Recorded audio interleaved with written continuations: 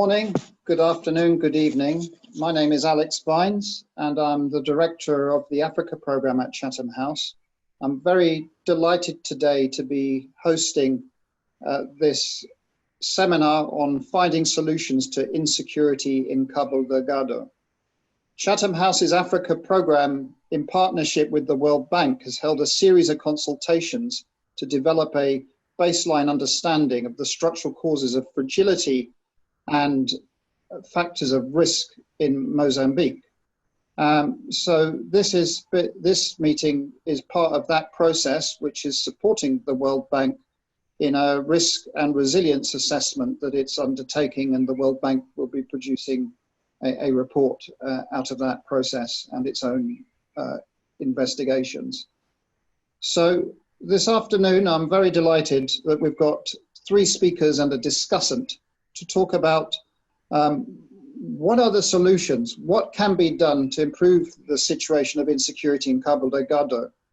We've noticed plenty of discussion on the problems and the root causes of Cabo Delgado and the insecurity that's occurring there, but much less thinking about how to improve the situation. What are the pathways to make progress? What are the least worst options?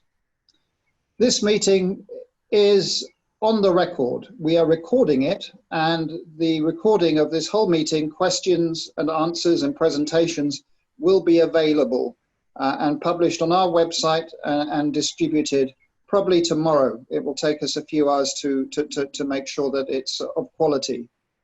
I have, as I say, three speakers and a discussant, and I want to just introduce you to them. I'm delighted that they have agreed to join us today.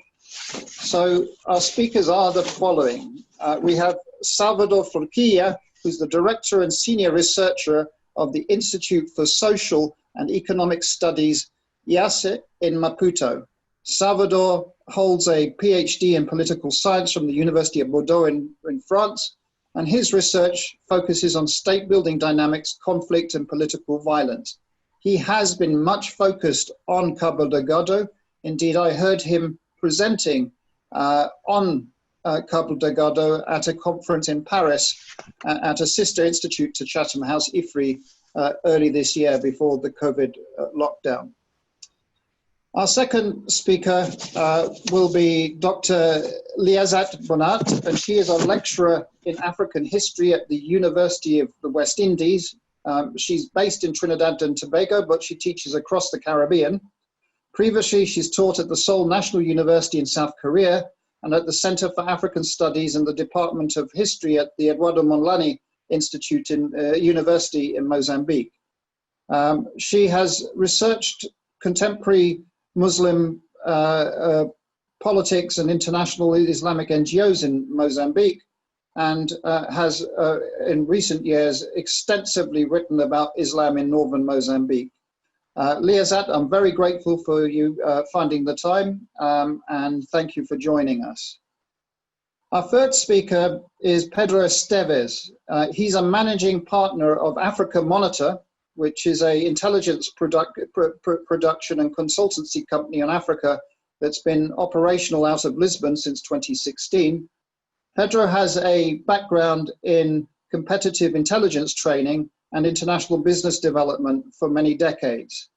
He has worked in the Portuguese intelligence services, and he's worked in the Defense Directorate of Portugal too. His organization Africa Monitor recently, within the last month, published a report on Cabo Delgado. So I'm very grateful that Pedro has found time to join us today, and I'm looking forward to hearing his presentation. And we have a discussant who's going to be quietly listening to all of this. He is based in Pemba in Cabo Delgado, and he told me this morning that it is winter and feeling cold in Cabo Delgado. So I'm very grateful that he's joining us. And that's Professor José Mateus Catupa. He's an associate professor and senior lecturer at the Universidade Eduardo Mondlane, and he's previously been a member of parliament in Mozambique between 1994 and 2019, during which time he variously held different portfolios in parliament, including chairperson of the National Parliamentary Group of IPU and served in government as a Minister of Culture, Youth Affairs and Sports. He's also a chairman and a member of various boards of various state and private companies. He holds a PhD, a doctorate in linguistics from the School of Oriental and African Studies, University of London, which is when I first met him many decades ago now, it feels. But I'm tremendously grateful for Professor Katupa for joining us today. So that's my introductions, and a reminder of those of you who have just joined us. I can see on Zoom that we're coming up to 350 people, this is a public meeting. It is fully on the record. I am going to invite each speaker to do their presentation and then the discussant to reflect on their presentations. And then hopefully we will have plenty of time for questions and answers and comments. So I will come back to you when we get to that stage. Thank you for your patience, and I'd like now to invite Dr. Salvador Fuquilla to do his presentation. His bandwidth is not too good, so he may not use the video camera, but we have been able to hear him very clearly. So Dr. Salvador, bem-vindo, and I hope that Maputo isn't as cold as Pemba.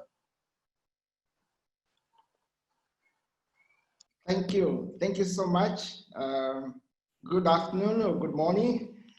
First of all, I would like to say many thanks to the Chatham House for the invitation. Thank you for having me here. So I will turn off my video because my internet connection is low. So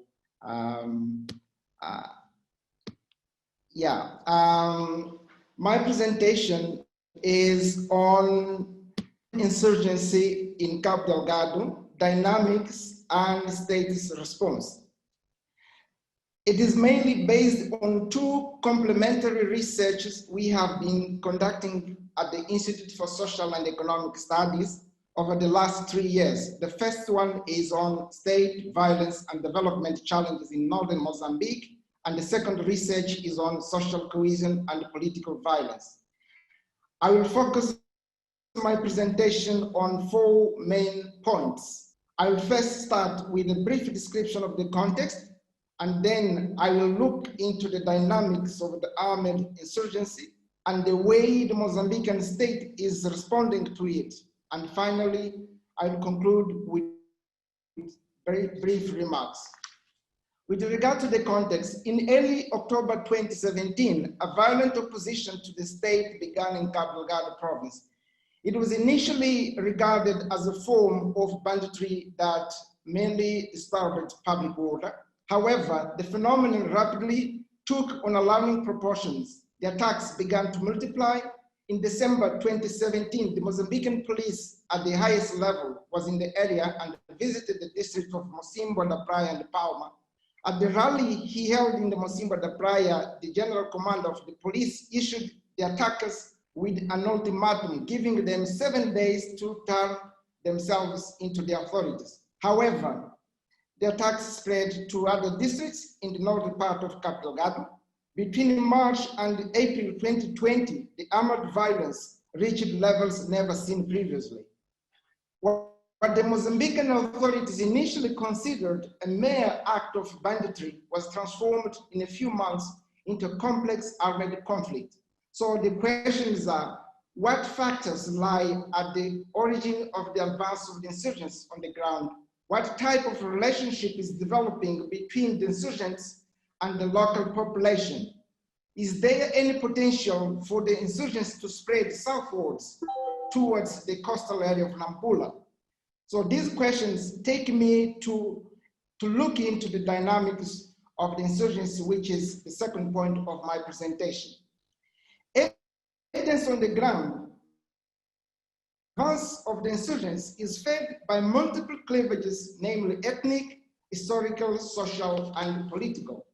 The insurgency seems to be developing in areas and among population groups marginalized by the state, mobilizing in particular young people in conflict with the state, but also traditional society insofar as they adopt the fundamentalist practice of Islam. The arrival of an armed group bearing a discourse of opposition to the established order acts to accelerate social discontent and radicalize socio-political cleavages, some of them historical, which already existed locally.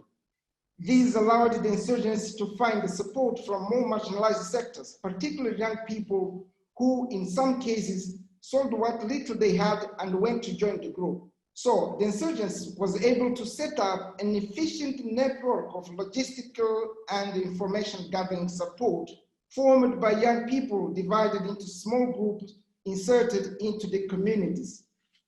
These youth undertake surveillance and keep the insurgents informed about the movement of the defense and security force in the area, a fact that which plays an important role in launching the group's military operations in its advance on the ground. The insurgents has managed to some extent to penetrate into the social fabric of the local communities, which has allowed the group greater mobility on the ground and efficiency in military operations. So what the Mozambican state, how the Mozambican state has been responding to the insurgency. This takes me to the third point of my presentation. Evidence on the ground shows that the Mozambican state underestimated the real scale of the threat which the Cabo Delgado phenomenon represented. The Mozambican state often prioritized the thesis of a foreign conspiracy to the detriment of the domestic factors which are feeding the insurgents. While it is true that the claim by Islamic State of responsibility for the attacks shows outside factors involved in the conflict, evidence on the ground shows that the development of the insurgents in Cabo Delgado has been nourished considerably by internal factors crystallized in multiple local cleavages. To deny it be dangerous for the Mozambican state's response to the conflict. It should be a mistake to think that Al-Shabaab, as the group is known locally in Cabo Delgado, are a creation of Islamic State. Al-Shabaab are not a creation of Islamic State, because evidence from the field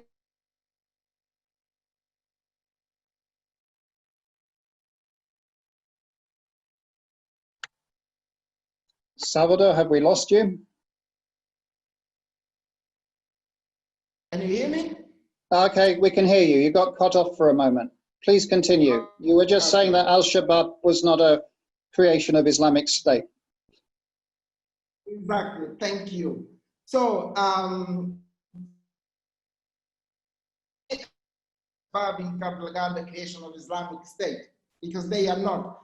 Because evidence from the field suggests I can speak of foreign elements within it.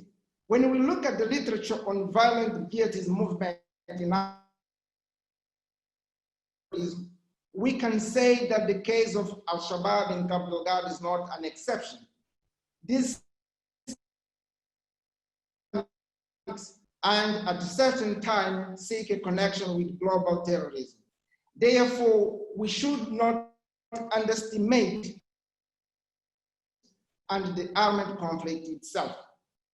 To conclude, I would like to stress 4 points. The first point, the conflict in Cabo Delgado is a very complex phenomenon which requires a comprehensive strategy from the Mozambican. Second, is the advance of the insurgents is fed by multiple cleavages, namely ethnic, historical, social. It's important that the response of the Mozambican state to the conflict in Cabo Delgado should not be structured only in, namely the foreign aggression waged by Islamic State. And finally, give address to the internal factors behind the armed violence crystallized in the multiple ethnic, social. This is to make sure not only that the conflict does not intensify, eventually spread to other provinces in northern Mozambique. Thank you very much.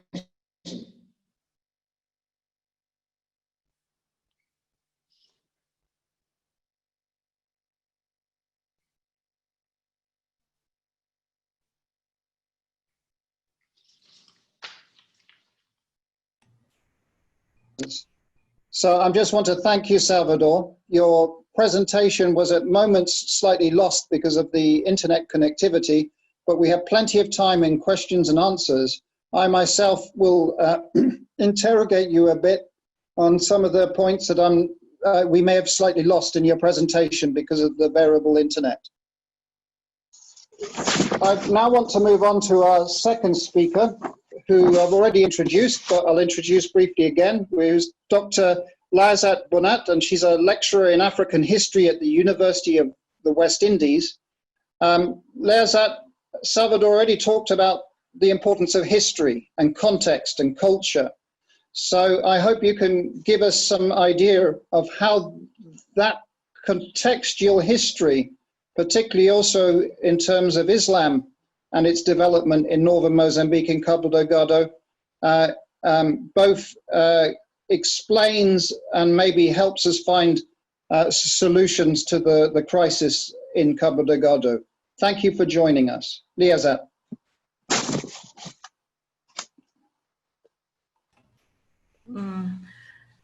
Hello, thank you very much for inviting me to this panel, and it is an honor to talk to the Chatham House. Thank you very much. Last year, I was a part of the panel and discussion on understanding extremism in northern Mozambique, organized by the Center of Strategic and International Studies in Washington, D.C. We discussed various possible scenarios, and those were published later by Judge Devermont and Emilia Colombo. But what we are witnessing in Cabo Delgado at the moment is scenario number one, which is driven in equal parts by the militants' expanding warfighting capability and the government's unwavering commitment to using the military and police to eliminate the insurgency. Militants increase the recruitment, acquire more resources, and avoid most of the missteps that incipient insurgency makes. The security forces continue loose rules of engagement and expect that they will not be held accountable for human rights violations, resulting in the search of arbitrary detentions, harassment, extrajudicial killings, and so on. Muslims of coastal Cabo Delgado are integral parts, both culturally and historical, of what we call the Swahili world, including the Comoros, northwestern Madagascar, Tanzania, and Kenyan coast, and half of the Somali Indian Ocean shore. For this reason, people here tend to have some trade or kin relationship with other Swahili and travel as well as to receive visitors from those regions with certain frequency. Second, Cabo Delgado coastal societies are long-term historical Muslim societies, with Islam taking root from 8th century to 10th centuries. And therefore changes with regard to Islamic practices and discourses reflect the changes taking place elsewhere in the Muslim world, and in particular of the Swahili regions. This might have included radical or extremist ideology along with the mainstream reforms within Islam, but the definition of what constitutes extremism or mainstream have been shifting with every reform and transformation. There is a sense of script or self-fulfilling prophecy with regard to the situation of Cabo Delgado. But despite several studies, very little is known about who the attackers are, what their strategic objectives are, and on whose domestic and international support they rely. We don't know, perhaps, because the studies done so far were not very effective, in part also some were rather sensationalist and looking for whom to blame among the insurgent youth, local population, or international terrorist networks, rather than addressing the root causes and the local context and providing detailed, painstaking research on the sequence of the actions, decisions, and portraits of the insurgents. The major problem is the lack of serious research based on solid empirical data, which has been hindered by the government's restrictions on journalists and researchers. Some of the research and media reports are engaged in othering and foreigning of the insurgents, as well as criminalizing them, not only because of their terrorist actions, which are known and visible, but also escalated gradually, but also by linking them to the criminal network of smuggling and informal and illicit economy. I'm not saying that the links are not there or the insurgents are not violent. I'm saying that the insurgency happened in stages and there are clear and well-established grievances that could have justified the insurgency. And the generalized forgetfulness with regard to the fact that these are core citizens of other Mozambicans. Nick Parkin and Kate Simon's research on the Rovuma liquefied natural gas projects, Afungi Peninsula, indicates the generalized insatisfaction and even feeling of humiliation by local population who were severely repressed after a strike and various attempts to settle their loss of land through negotiation and legal means in a period of 5 years. The lands there represent not only livelihood, but also the historical site of their Islamic identity, culture, ancestors, including the graves of the ancestors, all taken away and reduced to 7.5 meticais per square meter. This situation is an exact replica of the situation with the Montepo's ruby mining and gem fields. Even when the supposed initial leaders were known by names Nur Adraman and Jafar Alawi, we still do not know their life trajectories, their family histories, the schools and teachers they had, places they lived, and how they preached religion or viewed their own future and other data. The other problem with the researchers and journalists reporting on the situation of Cabo Delgado has been the problem of sources. For example, they tended to choose representatives of the biggest and most visible mosques in the locations, which is probably related to their perception of Islam as homogeneous and monolithic. These mosques usually belong to the Salafi-oriented Islamic Council, built and supported by the international Islamic organizations such as Africa Muslims Agency of Kuwait, the World Assembly of Muslim Youth of Saudi Arabia, the Islamic Development Bank, and others. That inadvertently the reporters became mouthpieces of one side of the conflict within Muslim communities of Cabo Delgado, talking mostly to Salafis, while simultaneously denouncing them as principal protagonists of the conflict and insurgency. They did not give any chance so far to the other side of the conflict, as well as to diverse voices within Muslim community of Cabo Delgado. The second question is who denounced the use to the government and police between 2014 and 2017, which resulted in the imprisonment. Hello? Hi? I can hear. Something wrong? I can hear you. Please go ahead. It was just somebody that joined us. Okay. Which resulted in the massive imprisonment of the youth and then their later attempt of releasing them from 3 Mocimboa da Praia prisons. If this group denounced them, and I mean by that the Islamic Council, clearly there had been some conflicts going on between the two groups, but why only one side is given voice and not only that, but their testimonies are taken for granted as an undisputed truth. Doesn't that mean that the researchers and journalists are not being objective and catering to someone's agenda? Another problem is seeking feverishly whether Cabo Delgado insurgents have links to Al-Shabaab, Al-Qaeda, ISIS, ADF, and other such organizations, as well as bringing up names of the places where they operate, and whether Mozambicans went there for training, etc., without putting forth an analysis of those groups and regions, the policies and actions taken with regard to those groups, how successful they were in de-escalating the militarization and violence against civilians, the radicalization and gaining hearts and minds of the local population, and how they managed or curtailed the insurgency or expanded, and what lessons Mozambique can learn from these experiences. No mention of myriads of academic and policy research related to these issues that could also be studied and learned. What I'm saying is that we don't have clear picture because there hasn't been Any heavy-duty, detailed, and painstaking research imbued with what Clifford Geertz coined a thick description.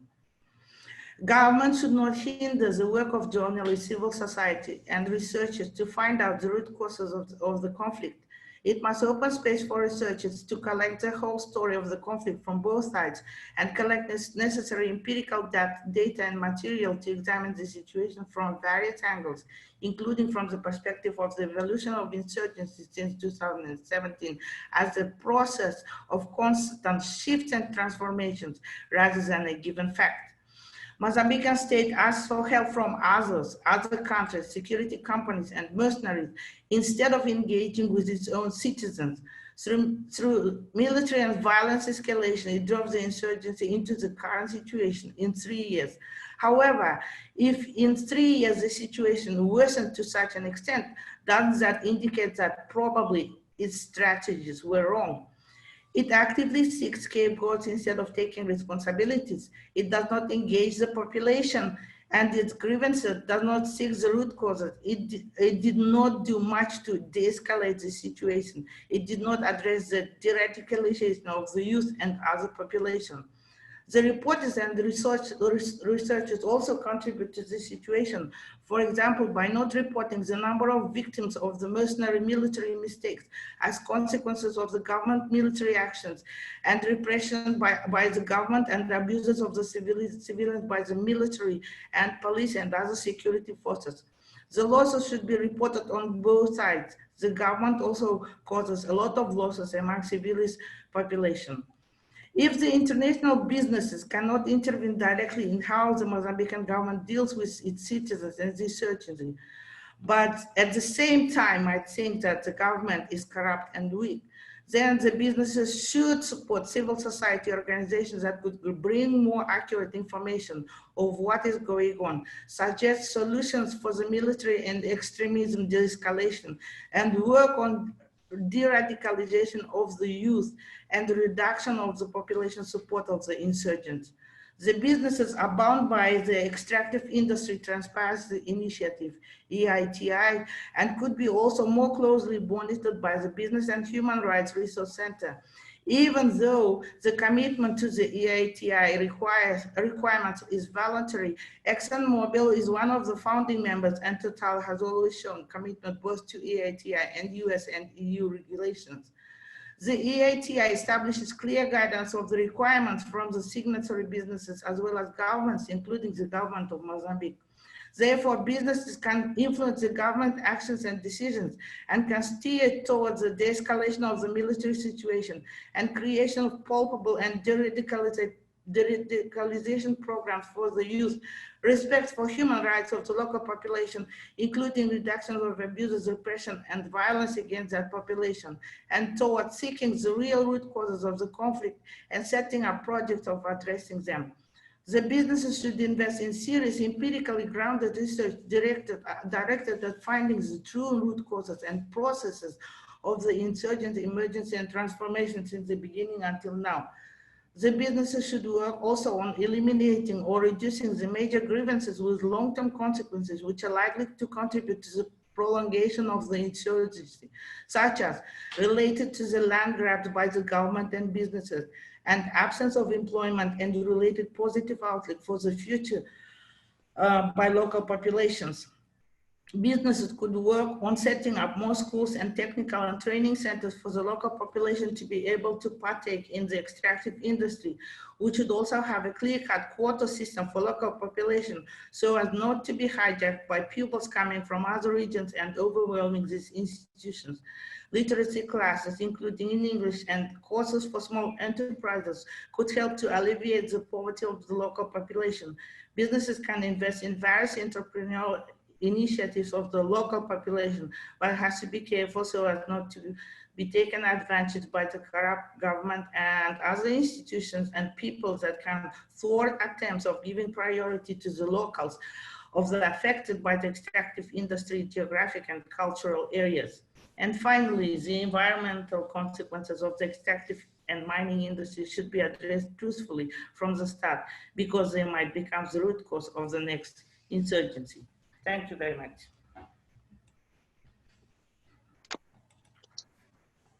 Niazad, thank you very much. We had Salvador talking about the importance of a comprehensive strategy, and you built on that, looking at the importance of root causes, but also having a engagement that is cross-sectoral, involving government, private sector, and civil society. We have lost Dr. Katupa from Pemba at the moment. His connection collapsed, but we'll continue. And so I'm going to now invite our third speaker, who is Pedro Stevie. So we've had a speaker from Maputo, a speaker from the Caribbean, and now we have from Portugal. Pedro is based in Lisbon, and he's the managing partner of Africa Monitor, which recently produced a report on Cabo Delgado. Pedro, when you are speaking, if you can also think about where you see strategies for Cabo Delgado in terms of short-term, mid-term, and long-term, that would be very helpful. Thank you very much. You're very welcome.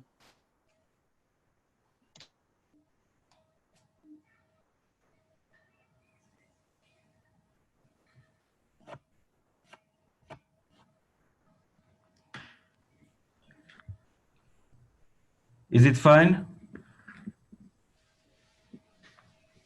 Okay, so you can listen well, right?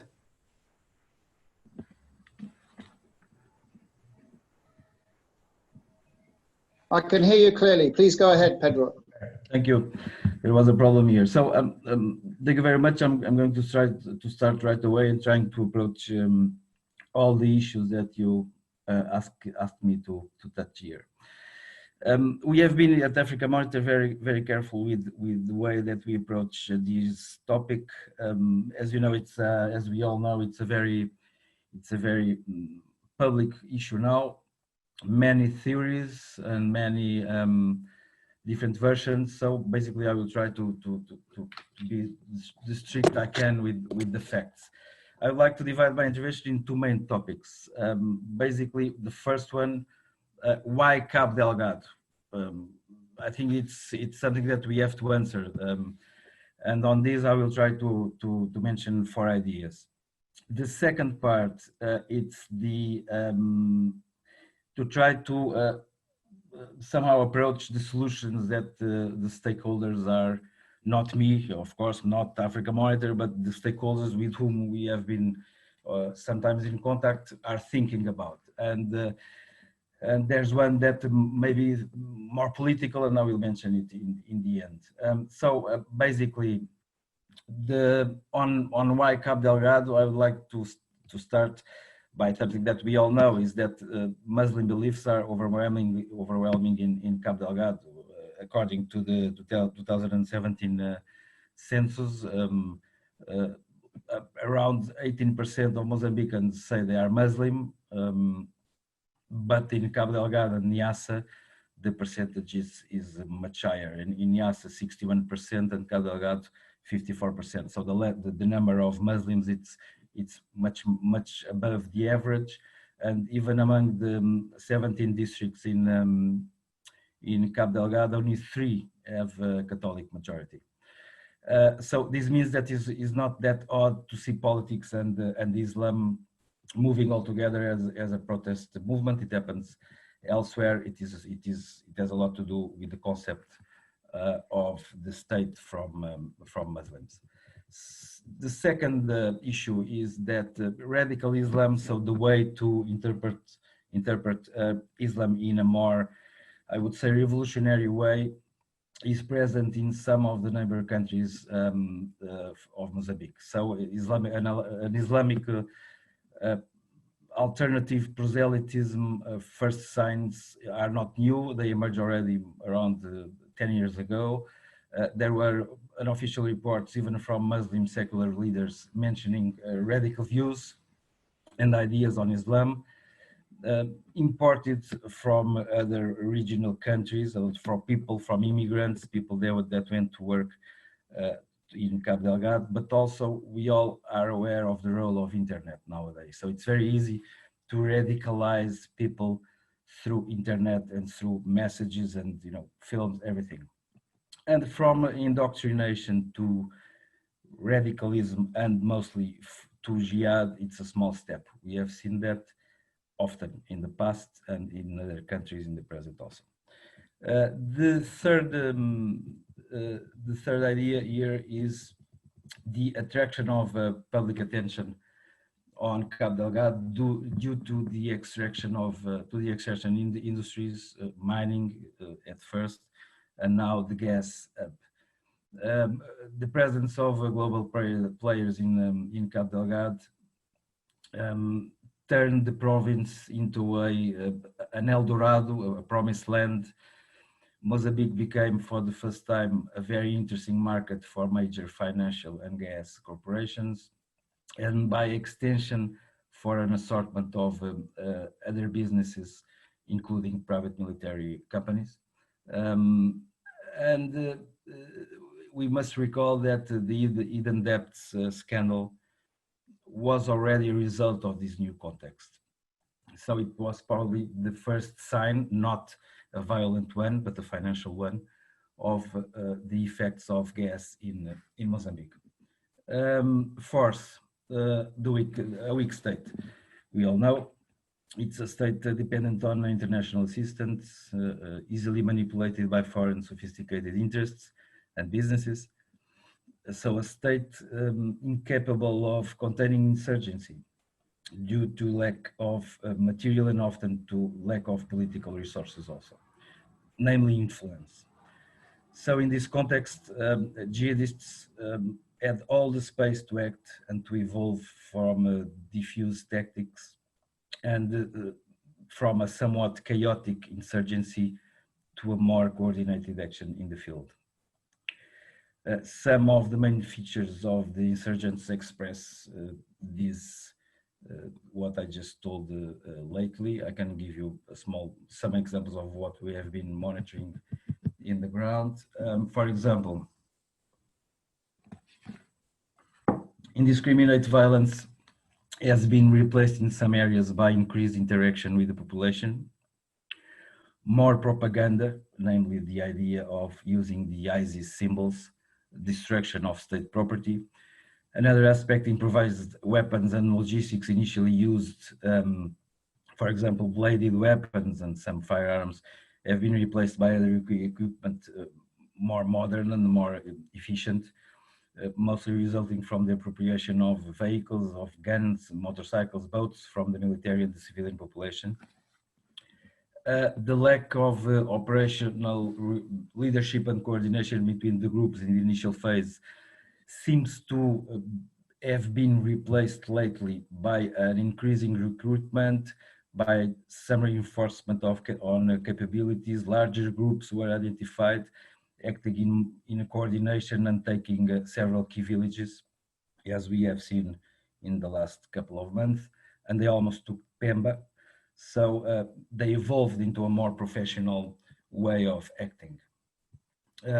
Right now, the armed cells modus operandi is getting more close to guerrilla. So the creation of liberated areas, infiltration, communication, coexistence with certain populations, civilian recruitment, political guidance, focused on as I mentioned, in the state destruction, symbols, as well as its replacement by an alternative political system, which it's not yet clear, but it must be, of course, because it is the DNA of these groups, Islamic law, caliphate, whatever you want to call it. The territorial control will allow jihadists to control business, and that will surely turn much more difficult to get to any future solution. So, talking on solutions, the second part of my intervention, I like to, it's maybe a little bit more speculation. It's more speculation than the other one, but I would like to approach a couple of solutions that we can maybe later discuss if we have time. All short-term solutions, because we all know that long-term solutions, as my colleagues from the panel said, have to do with economics, have to do with social development, equal of opportunities, and that is not what I want to touch here. I want just to touch, I would say hard policy solutions in the beginning, and then a more political solution at the end. On our policy solutions, there is of course space for a regional alliance, a regional military alliance. And also for bilateral arrangements. On regional military alliances, it seems that, for example, Zimbabwe is supporting that possibility. They will have a stronger role in ACDC very soon. There was the meeting between President Nyusi and the Zimbabwean president recently, and apparently they agreed on moving that way soon. That is the Zimbabwe position, may not be the position of all the SADC members. For example, Tanzania has not been apparently very enthusiastic on that. They have recently reinforced security in the common border with Mozambique, but just to prevent that jihadists would return to Tanzania and not the other way. Angola and South Africa may turn out supporters of that possibility of having a regional force helping Mozambique. But in fact, one thing is one thing is political support, another thing is to spend money and spend resources on that, and that is still yet to be cleared. As we know, Angola, South Africa has some problems on military equipment now. The fleet of Revalk and even from the Westland, the Augusta Westland helicopters, the C-130 military aircraft, they are not in a very good shape. So there is a question on what kind of military support could South Africa give to Mozambique. On bilateral cooperation, I'm not going to lose too much time on this because we all know that it is a very critical policy for Mozambique.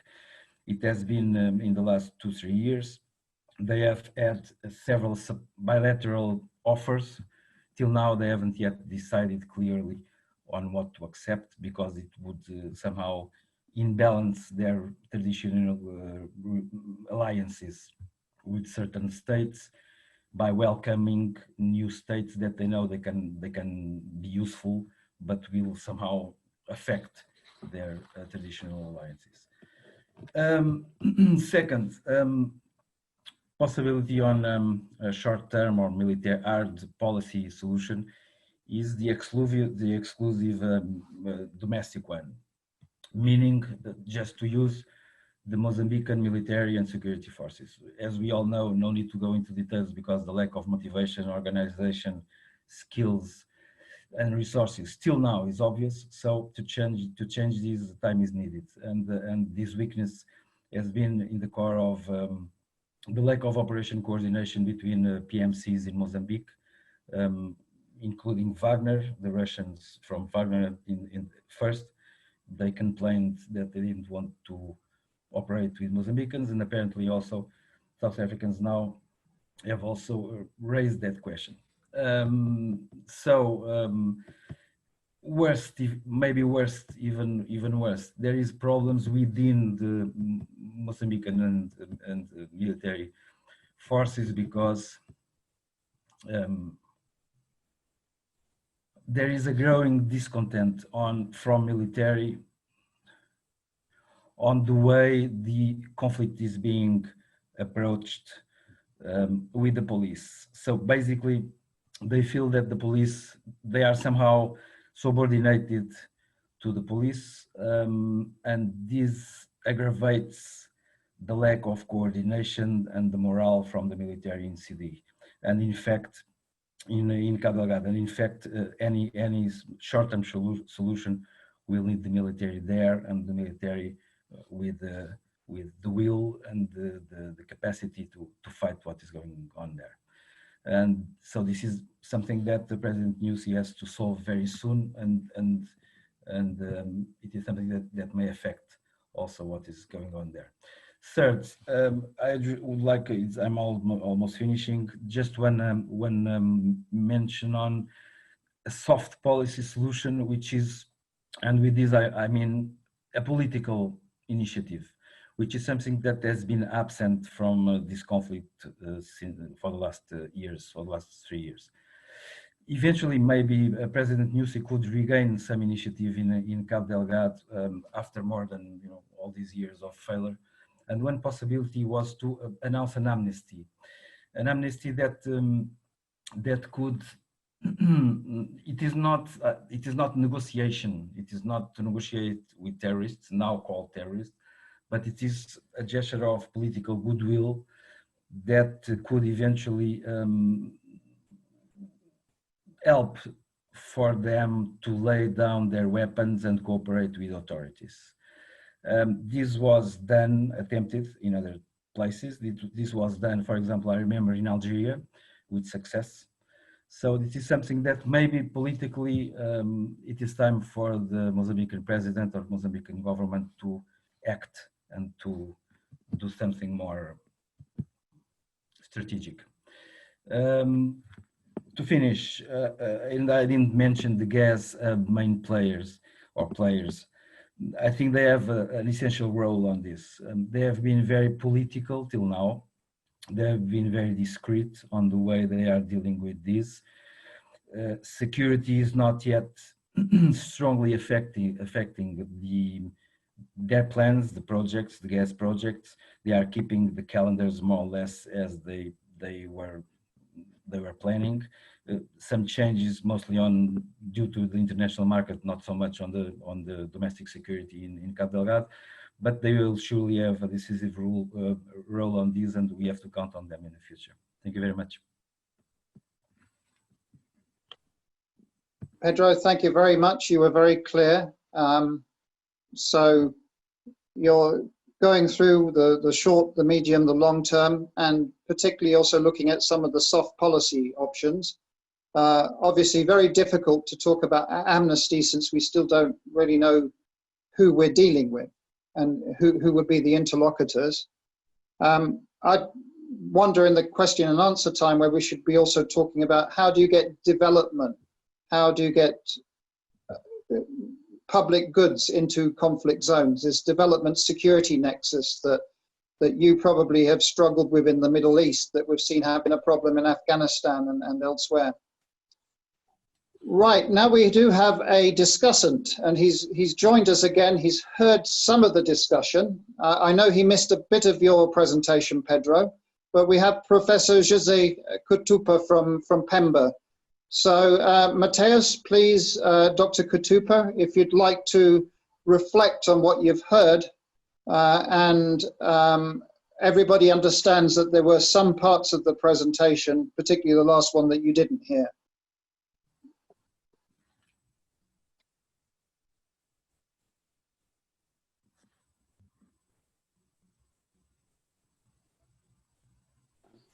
Thank you very much, Dr. Alex, for the invitation to participate in this very important issue on Mozambique development. I would want to thank the Chatham House for promoting this kind of analysis on Mozambique. To thank also all the participants in this event. I would want to thank the presenters of the papers, which enlightened us a little bit of what is going on in Mozambique, in particular in the northern part of Mozambique, province of Cabo Delgado. It is really difficult. I've noticed that the presentations, all of them coincide in emphasizing the fact that this situation is complex, and the treatment of such a complex situation requires getting into the past, the historical set of Mozambique, and understanding the social complex of Mozambique, and also taking into account that Mozambique belongs to an international arena whereby interests are being played and in Mozambique also being reflected. One aspect that is important I would like to bring in is the context in which this situation is being unfolded in Mozambique. Next week, Mozambique is going to be 45 years old. Within this 45 years old, Mozambique has managed to get what we call political independence. And with a success, the Mozambican people have been able to create a society based on unity.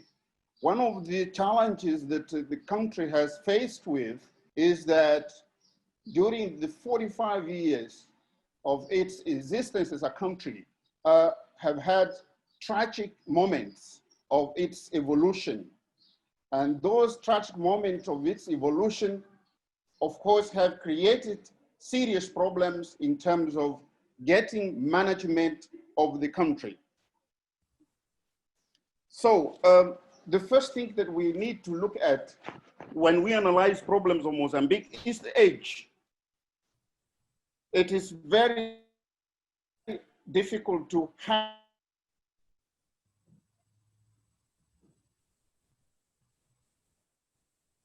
a human being who's 45 years old problems as we went in Mozambique. The one thing that has prevailed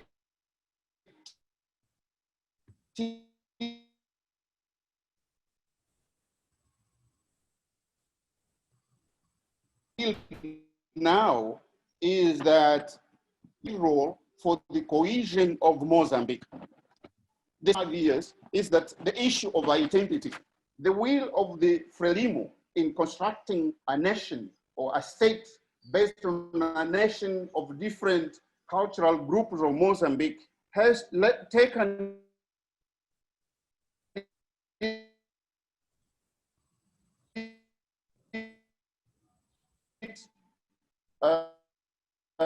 to the desire it is.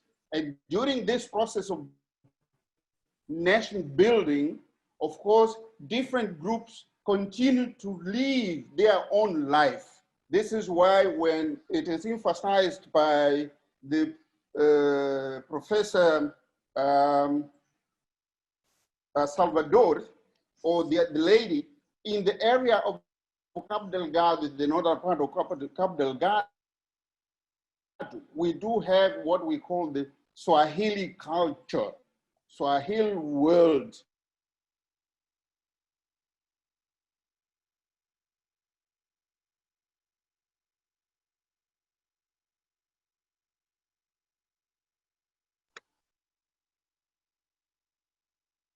I think we may have lost you.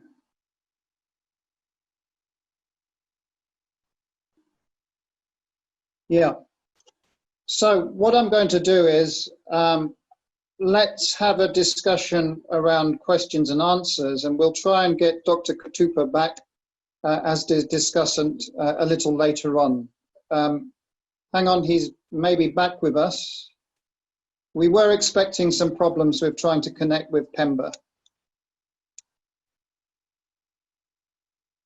Professor Katupa, can you hear me?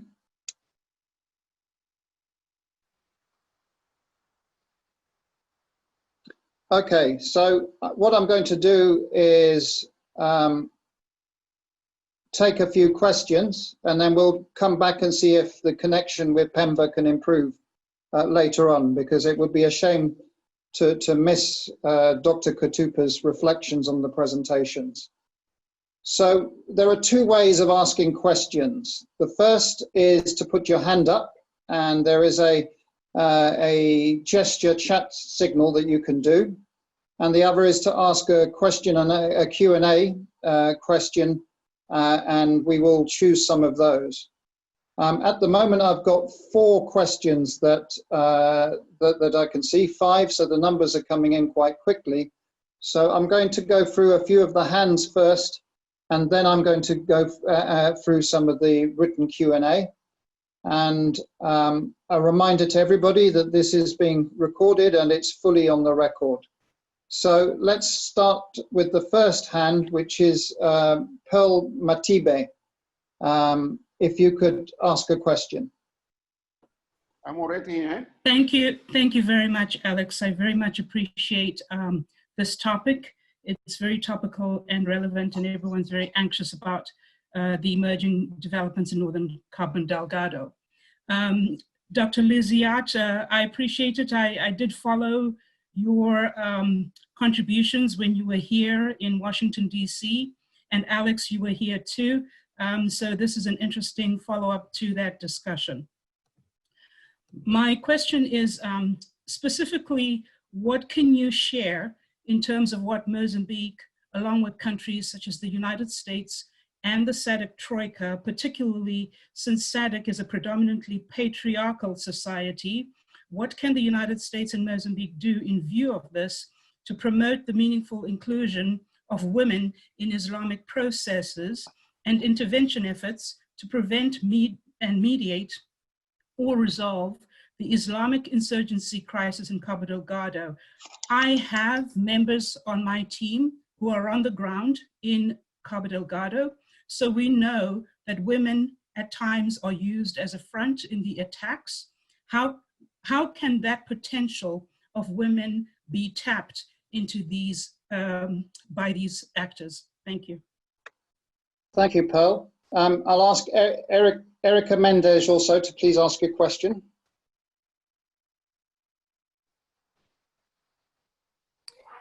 Hello, can you hear me? Yeah, very clearly, Erica. Please go ahead. Thank you very much. Thanking for this very interesting discussion, and thanks to all panelists. I'm from a Mozambique organization called Justiça Ambiental.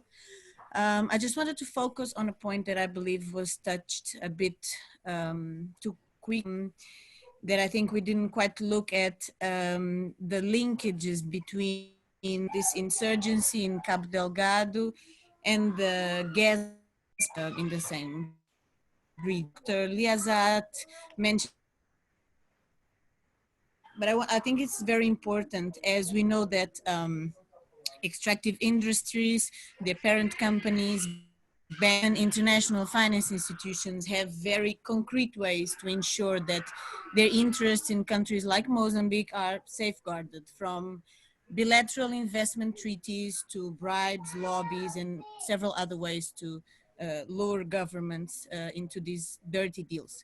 So we also see it quite clearly that the increase of militarization, social conflicts, uprisings, violence in the regions where extractive projects, many places in the world to prove this point, from even central Mozambique in Tete to Nigeria, Sudan, Argentina, etc. It also seems quite clear that voluntary corporate guidelines or voluntary principles are not working.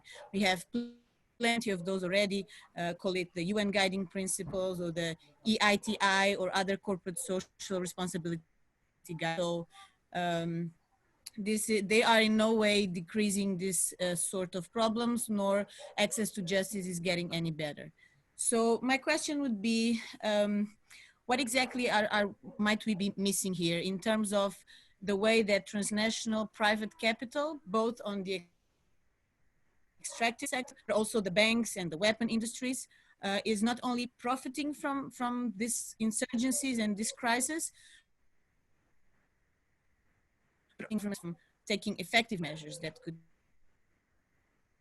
And to finish, I just wanted to share that we have just released on this same issue a new report in collaboration with a partner organization in France,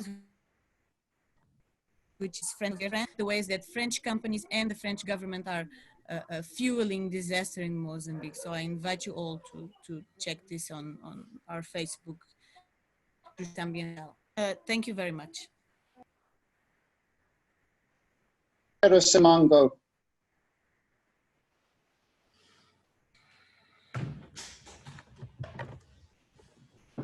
Lutero, please. Yes. Thank you very much. I'll try and be so quick. first of all, let me say that our conflict really began in October 2017. But I do believe that before the conflict gave its own shape, there was some preparation done during within the grassroots in Cabo Delgado. I don't believe that these insurgents, they just appeared in October 2017. So there was some work that they have done before. And so the question I would like to ask to Pedro Stevie is that, where do you think the intelligence security of the state was, and why they failed to understand in time of all these strange movements that gave abroad to this conflict? Because I don't believe that they just came to Musima the Prior one day and the next day they engaged in conflict. So the question is, within the government, I think that this issue was not taken so seriously, because there are some reports saying that before October 2017, the local people did report to the local authorities of all these strange movements. And then the second question, do you think that was really necessary to wait for 3 years to understand that this conflict was really a threat to the Mozambican state? And also I'd like to agree with all who have said that what is happening in Cabo Delgado is a national issue to Mozambicans. It's a conflict that treats the Mozambican state. And so, how do you think the government should really deal with this issue, taking consideration that today in Mozambique, we are living in a multi-party system?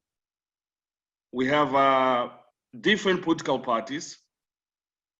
So how should the government engage all the society in this process?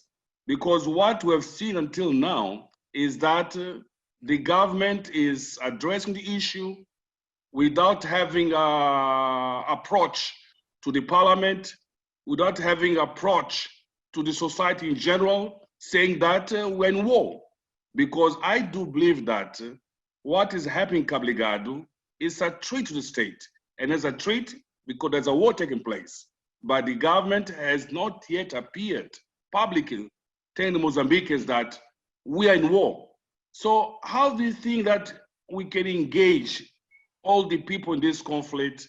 And also, how do you think that we can have approach to the political solutions in breaking the youth in a constructive engagement so that they cannot be recruited to those ones who are treating or are putting Cabo Delgado in this situation that we're facing?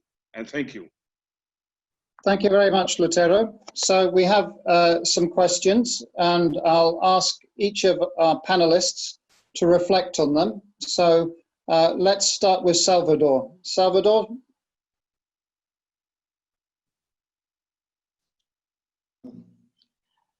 I just wanted to comment on the last question. Yeah. About the solutions, how the government can actually engage in order to bring solution. From my point of view, I think that Mozambique should learn from this. If we look back, we can see that violence, political violence, has been always present in Liberation War and then Civil War. Even after the signing of peace agreement, we had clash. Violence has been always present. So we, as a country, I think Mozambique should history and find solutions. The main problem for me is actually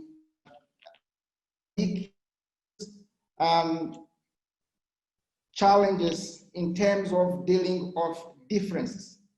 Differences, be differences, political differences, social difference, economic difference, even ethnic difference. So what is happening in Cabo Delgado for me, of course, it's a particular, I would say, situation, a particular setting, of course, but in terms of the main drivers, we can find those drivers everywhere in Mozambique. That's my point. So we need to learn from our own past. We need to learn from our own experience as a country, how to deal with the conflict. And in the end, I think it's the problem, the question of building a state which can be inclusive as much as possible. Unless we have much more inclusive state, much more inclusive institutions, we will always face violence, we will always face problems as we are facing now in Cabo Delgado. So this is, for me, a critical point. The one that Professor Katupo was talking about, he was talking about building nation, etc. Again, I think that we need to actually try to our own institutions, the way we are building our own institutions, so that we can actually reflect the diversity of the country, the diversity of the society at all levels. Thank you. Thank you very much, Salvador. Liza, any thoughts?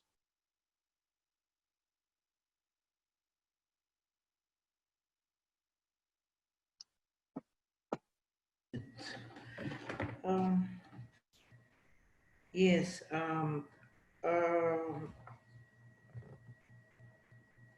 I cannot exactly comment on the thoughts of Erika Mendes from Justiça Ambiental, because personally, I don't think, well, I think that environmental problems and social problems derived from the implementation of the neoliberal system and of the extractive industry would be very grave, because they were and they are grave in all other regions where this happened before. So it's really difficult to understand or to ignore also various interests, be it interest of the, for example, security companies. Now we are hearing that they are all vying for the funding. Generally speaking, when there is big businesses with huge amount of money and insecurity, then there's a lot of possibilities, yeah, to make money, to gain, and set up all kind of businesses that are peripheral to that, on the basis that there is insecurity. Therefore, we can say that sometimes insecurity goes in favor of some people, and they probably, or some organizations, and they probably would rather have insecurity to persist. So in that sense, that's what I can say. And of course, in terms of environmental consequences, I'm sure they're going to be also very significant and not, I would say, all positive. But we still need to see how the businesses actually would enact various agreements and policies regarding to that. Now, with regard to the amnesty and other things, I suggested already before that there is a need to, first of all, to have a concrete de-radicalization project for the youth. And also I said that there is, the insurgents should not be foreignized, otherized. So they should be assumed to be citizens of Mozambique. Therefore, they should be they should have some ways of coming back in case if they escape or in case they change their mind or some other things, because some of them are coerced and taken there by force or maybe brainwashed, and they might also get repentant and so forth. So if the state assumes that these are citizens of Mozambique with certain rights, they are supposed to be able to come back from the radicalism and extremism and even terrorism if they want to come back. And some of them are minors, so they would even come under special protection. And also Mozambique has a lot of experiences in dealing with the reintegration and the end of the civil war and how former fighters demobilized that returned to the villages comes to mind. With regards to the question of women, this region, of course, is a region of symbiosis of matrilineal and Islam, and that's been going on for centuries. Even before the colonial rule, but also during colonial rule, and even today, there are traditional chiefs that are women, yeah, and they are women and Muslims. So this is a very particular feature of Islam in this region. But at the same time, of course, we might say, okay, the link or the connections that the insurgents made to the Islamic State might make them to downplay the role of women or make women to assume certain roles. And of course, the directives of the Islamic State with regard to the female population under its control is very clear. So there are only two very detailed documents. One is how to deal with this period, which is Islamic State assumes as a savage period before the establishment of the actual Islamic State. So it's called How to Deal with Savagery. And the second one, and that explains in part of decapitation and all other things. And the second document, which is also a fundamental document of the Islamic State, is How to Deal with Women. So we may assume that probably women would be reduced in their freedoms of what they had within the traditional northern Mozambican Islam throughout history. But from the resurgence, and especially at the very beginning, we can see that a lot of women were arrested. And sometimes women were arrested to find the men. And sometimes women were arrested on their own as leaders. So we might assume that women actually were active, probably, in radicalization themselves. They accompanied their husbands when they took, when they assaulted the prisons, and they seem to be very active within the insurgency up to today. So of course, the insurgency per se is a very amorphous group. We assume there is the leadership which might be much more harder or hardened, but the rest of the people might follow different views and have different identities, and they might be there for different reasons. So that applies to women too. But women are very important in these societies, including the coastal societies, which have much more, much longer Islamic history than, say, mainland. But both in mainland and the coast, women are very important and very influential, especially Muslim women, but they tend to be ignored by the researchers and policymakers because the assumption is maybe they are secondary to their husbands, which is completely unfounded. So we need to address women, and we need to understand also that some of them are active in the insurgents. They are not only being dragged and kidnapped and taken as ISIS brides and so forth, but some of them are really active, and they've been active from the very beginning. And that's also, we should also not forget that this region was the region of the liberated zones during the anti-colonial war, and the women's detachment also emerged in this region. And again, as historians and other scholars tend to downplay or not to report, Muslim women made a significant part of the, and also of the first contingent of the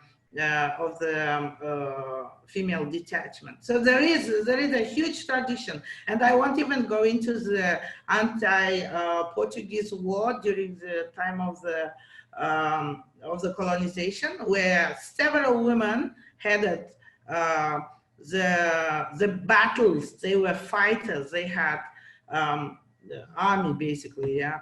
And also they were very active. Muslim women of this region were active in the international slave trade during the 19th century. So there is a long tradition of women being active, women being also possibility of easily militarization and radicalization, but also of them having a certain authority in these communities and a certain voice. So they should be, to a certain extent, also prioritized and addressed, maybe as a particular target group that will have to de-escalate and de-radicalize as well.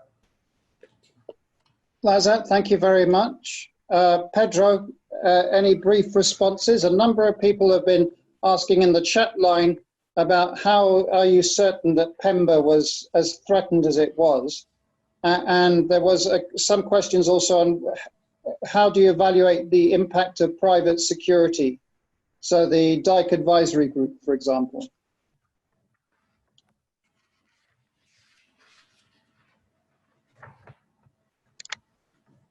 And we have to unmute you.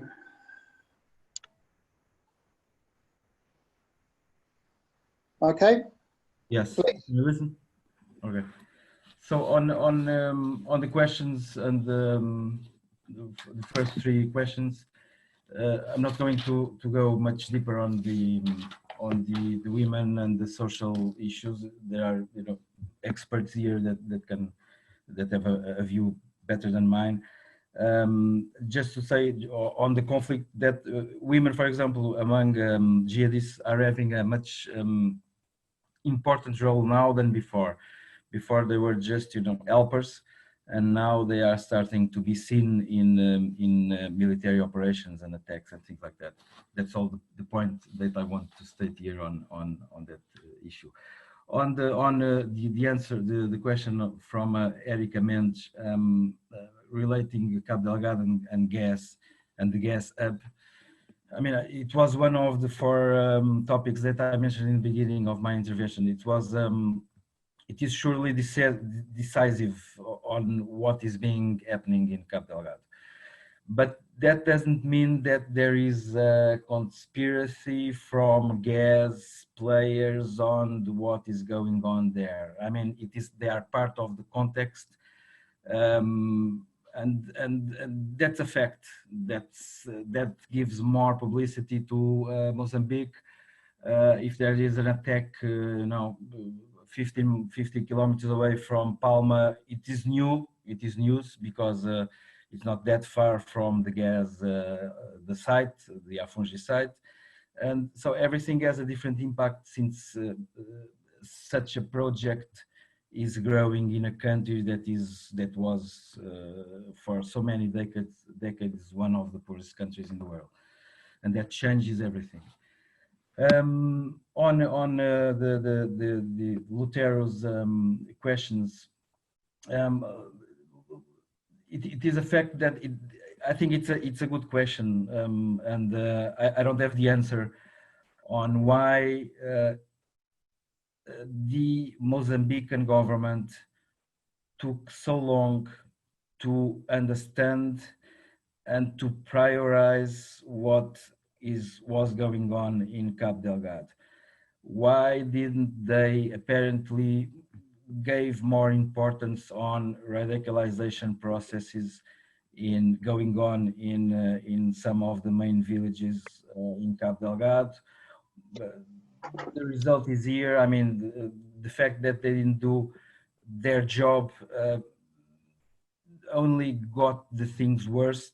So they took too much time on approaching security problems there, social problems there. Apparently, as far as we know there was already reports for years and years from people, namely from secular leaders in Cabo Delgado, saying that they were assisting to a growing process of radicalization from certain small groups with the people that didn't belong to Mozambique, like Tanzanians and Kenyans and others. So it's also a question that I would like to have the answer. I don't have the answer to that question. I find it a little bit strange, that's all. But sometimes it may be only, negligence or other priorities. On political solutions, I also mentioned a couple of them. I don't know what political solutions can we have before, there is no accountability on intelligence services in Mozambique, for example.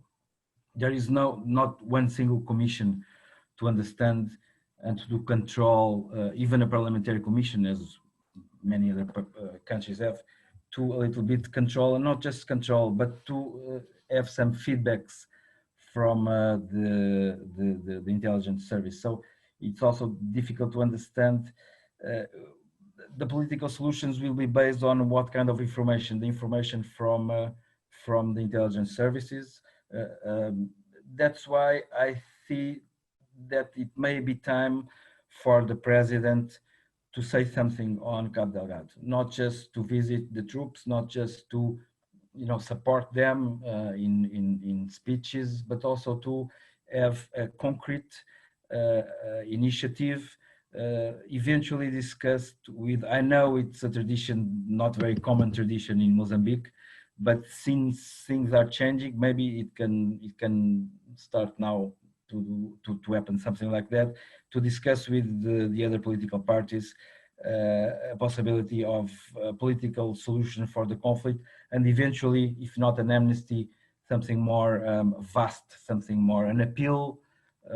Of course, an amnesty or a goodwill gesture from the president has to imply that the security forces are winning in the field. Because thank you, Pedro. Okay. Professor Katupa, you're back with us, and I don't want to lose you again. So we will, my apologies, we'll run over a bit. We weren't meant to finish at past, but with Dr. Katupa coming and going, I want to give him a good chance to make some comments, and then maybe one more round of questions and answers after that, and we'll finish. Let's give it a go. Professor, some remarks from yourself. We need to unmute you. Okay. Thank you very much. As I was saying, the process of nation building takes this process of fusion between building institutions of Western-inspired process and the local institutions. And during these 45 years, we have been seeing this coexistence between the cultural setup of the different ethnic groups in Mozambique and the process of building a nation that it belongs to all. Now, when it comes to daily management of the state, it is quite challenging for the government. This is a process of learning. And therefore, what has happened in Cabo Delgado, it has happened also in the whole country, for instance, with Renamo. It starts very small, and it went on the way it went. Today, it's easy to point out the finger to the government, or the government to point out the finger to external powers. So the situation of Cabo Delgado is, as the presenters of the papers, is complex. And we need to have the two parts of the process of development of Mozambique as a country concerted in the region, SADC region, in the African continent, and in the world over. The investment that Mozambique has been getting has allowed Mozambique to develop the way it has been developing. But we have had the political independence. When it comes to economic independence, we still depend on the donors, on the former colonizers, and the whole process of democratization of Mozambique has also been conditioned by the funds that we receive from abroad. That does not mean that we are justifying our weaknesses, but it is very bad not to take into account the ways in which all the ideas that are coming from the hidden debts and other things, the corruption of Mozambique and all those things, when it's easy to justify that the weaknesses lie upon only on the Mozambican, when we know that the corruptors are not there, are faceless, but look a situation of balance between the need for the development of Mozambique and Cabo Delgado in particular, to have a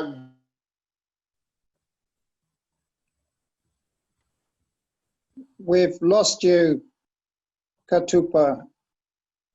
If you can still hear me, if you stop your video, we might still hear you. Ah.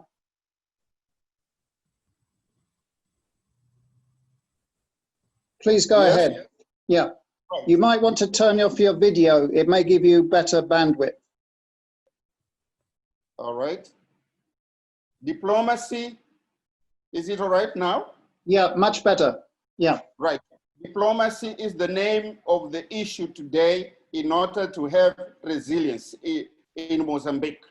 There is a country, European country, that blows itself saying that France is the only country, European country, that borders with Mozambique. That is, France is our neighbor, but Europe are our friends. So we need to develop diplomacy so that we can overcome the issues that we are facing now in Cabo Delgado. Internally, in Cabo Delgado and everywhere in Mozambique, because the youth are everywhere in Tete, Manica, wherever. What we see in Cabo Delgado is the issue of induced development. We need to induce development.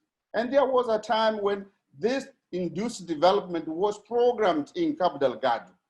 The Nguri project, the Chipembe Dam, the Montepuez complex, agriculture complex, to the Blibiza Institute of Agrarian School.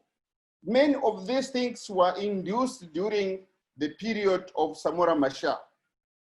But today, those things have completely disappeared. What I think is that we need to have a deliberate program of induced development in Cabo Delgado.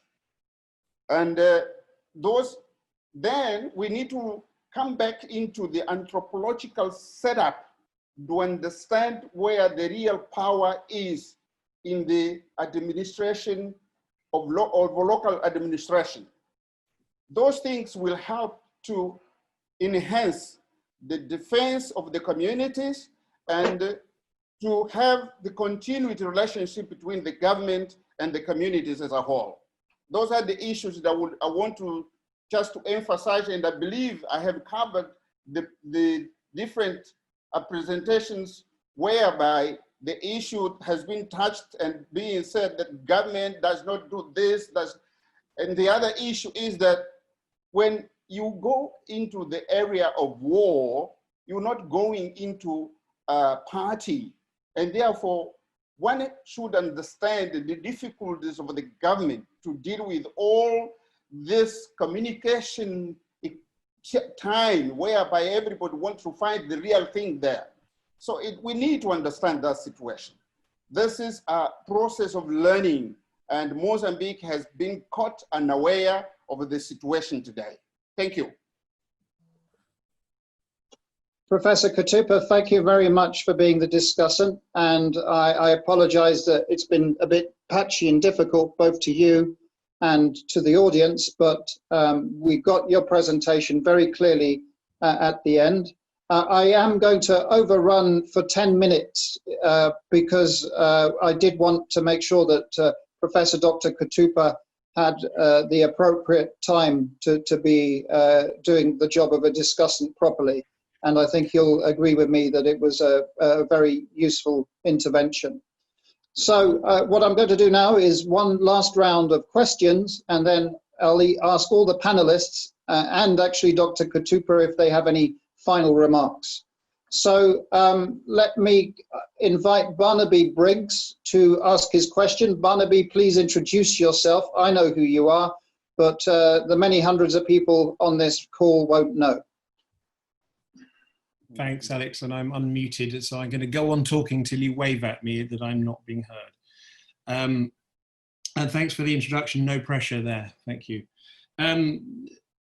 So my name is Barnaby Briggs, and I have been advising first Anadarko and then Total in Cabo Delgado on the implementation of certain parts of the project there, including some of this social dialogue and inclusion points. And so I really have found the discussion incredibly useful and interesting, not particularly easy, because it is, there's some challenging points raised. I think the question I think it would be useful to hear thoughts on is this inside-outside question. We've heard different versions of the same story, which is this all comes from social conditions in Cabo Delgado. Cabo Delgado is unique, it's got a history, and the insurgency comes from that. And we've heard external pressure and external influences. I think it'd be very helpful just to hear from the four speakers and discussants about how they see this going forward from here. So not so much looking backwards, because we don't have enough information, but going forwards, what does it look like? Does it look like an inside issue, an inside Mozambique issue, or is this going to become more regional or supranational? Thank you very much. Thank you, Barnaby. The next question is Rosemary Gully. You've been very, very patient, Rosemary. Your hand was up right at the beginning of the meeting almost. So please ask your question.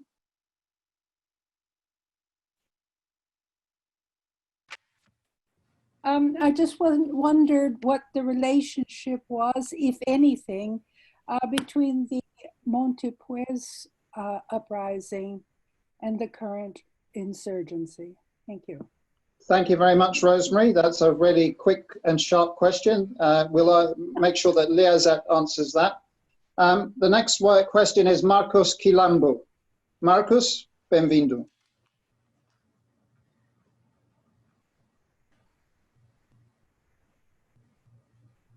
Can we hear you, Marcus? You've got your mute on. Can we unmute you? I'll try. Marcus, can you ask your question, please? No. I'll move on to the next question then, which is Andre Thomas Hausen. Andre? Oh, there we are. Good evening. Can you all hear me? Yeah, hear you clearly.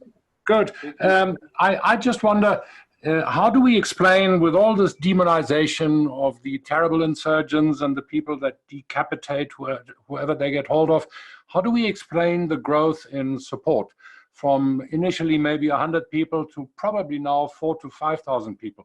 I think José Katupa made a point when he said that at the beginning of the Renamo insurgency, there was a similar demonization. Those were savages and people that eat babies and so on. And they grew and grew and grew until they were 25,000. So aren't we really overlooking something here? Maybe the atrocities are in part the result of pseudo operations. Maybe they're actually false flag operations by special units of the FADM. And I wonder if the panelists have a view on that. Thank you, Andre. And I'll take one more question. They were asking it a long time ago. Tijana Sakota, please. Tijana. Good afternoon, good evening. I'm from the University of Pretoria and I'm currently doing my mini dissertation on poor governance, human insecurity and terrorism in northern Mozambique. So my question is for Mr. Pedro Esteves. Do you make a connection between poor governance, in particular contravening the rule of law, and the emergence of terrorism in the north? Thank you very much. Thank you, Tijana. And one more, and then we'll come to the panel. John Battersby. John, if you can introduce yourself. Yes, unmuted. Yes, John Battersby. I'm, among other things, a director of the South African Chamber of Commerce here in London. My question is regarding the role of private military armies from South Africa in Mozambique. And we've read a lot about South African involvement. Is this done with the sanction of the Frelimo government? Who is organizing the private South African armies, military people who've been involved in Mozambique, and how is that perceived by the speakers? Thank you, John. I'm afraid that we can't take any more questions, but we'll go through the panel now in the order that they spoke. So Dr. Salvador Forquilla, obviously don't answer all the questions, but choose what you want to answer. Very much. I chose two questions. The first one on way forward. How do we see this going forward? I would say that we have here, it's important to take into account two elements. First, the regional element. Of course, this element will, I would say, will increase in terms of importance. And that's why I believe that it would be very important for the Mozambican government to deal with the issue regionally, trying to bring regional actors also for the solution of the problem, at least from military point of view. And then internally, I think that the problem will increase. And for me, I can link this question to the second one. How do we explain the growing support? And again, here two elements, external element linked to the role of foreign fighters. We can see that these foreign fighters coming from other countries, DRC, eventually Somalia, this role is increasing and it's giving much more strength to the insurgency itself. And the second element, of course, is internal element. And as I mentioned in my intervention today, we can say that the insurgents was actually able to penetrate, I would say, into the social fabric of the local communities. Because for some people, for some reason, these insurgents make sense in the sense that it's a way of expressing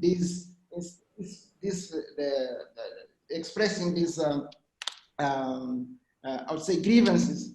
That's why it also can have kind of strong support coming from the communities themselves. So I would say we have here two elements. One, which is external, linked to foreign fighters coming to fight in Cabo Delgado, and the other element, which is internal element.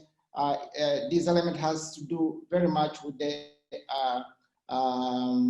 social, I would say, context, political context, which give much more power to the insurgency itself. Thank you. Thank you, Salvador. Liza, you had at least one question, which is there any echo of what's been happening along the coast of Mozambique prior with what's happened in Montepuez? Yes, as I mentioned in my presentation, there is a clear parallel between the Montepuez uprising, which actually there are a lot of documents and also various documentaries that were shown. It was uprising, but it was justified basically. Yeah. There is a parallel because, as I mentioned, for example, in case of the Afungi project, then the land that was taken and compensation of 7.5 meticais per square meter is obviously something that could draw, or we could draw parallel with the Montepuez. The second thing is that the initial, so to speak, radicalization period that everybody keeps mentioning is from 2014 up to 2017, when this youth starts preaching and people complain. So people who complained actually were not secular people, because it's really difficult, I think, for secular people to understand all the peripheries of what is going on inside the Muslim communities, but it's mostly the opposing party within the Muslim community. And because Muslim communities in Mozambique have been in constant conflict with each other since the colonial times until now, because of their divergent approaches to Islam, I think that Caesar took it as one of those conflicts. And that's why I'm saying that we need to know all the details and do a real research with empirical data, because we don't know if the one of the sides of the conflict just presented the youth in such terms and the reality maybe was different. And the attacks of the prisons were not so much coached within Islamic terms, but rather liberating their friends and comrades and so forth, as a result of denunciation by one side of the Islamic community to the police and so forth. So in terms of, so those initial conflicts actually happened mostly in the regions that already had some of the mining industry set up, and we can assume, and including Montepuez. And apparently, within the insurgency now, according to some of the sources, those disaffected and also mistreated artisanal miners went and joined. But initial conflicts were happening in Montepuez, Nangada, those regions that have where Muslims still majority, but they have a significant portion of Christians. So we can say maybe the language of this use against Christians could also be explained within the context of the communities within they were living at that time. For example, those communities have 40–30% of Christians in comparison to the coastal communities that have over 90% of population who are Muslims. Yeah, so I think there is a clear link between the two. Yeah. Thank you very much, Liza. Pedro, there's still a lot of questions about how safe is Pemba? Should you be worried? Should Dr. Katupa be worried being in Pemba? People are worried about his safety. And also, what is the role of private security companies like the Dyke Advisory Group? So these were some of the questions coming towards you in the chat line. You know, I'm not a military consultant. I have no idea if Pemba is safe or not. From what we know, Pemba now is safe and protected, but it seems that in late April, May, the idea from the movements of the insurgents or jihadists, Pemba was supposed to be a target for them, just like they did in Mocimboa da Praia, Kisanga, and other main key villages. The role of Wagner was apparently, the Russians, PMC Wagner was apparently a failure.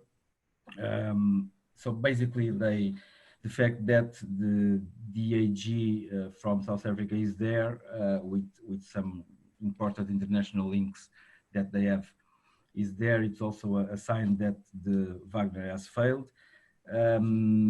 Now it's difficult to say because we don't have time yet to understand how successful they are till now. Apparently there are already some damages, which is eventually normal on the PMC activity, but let's wait. I think it's too soon to say.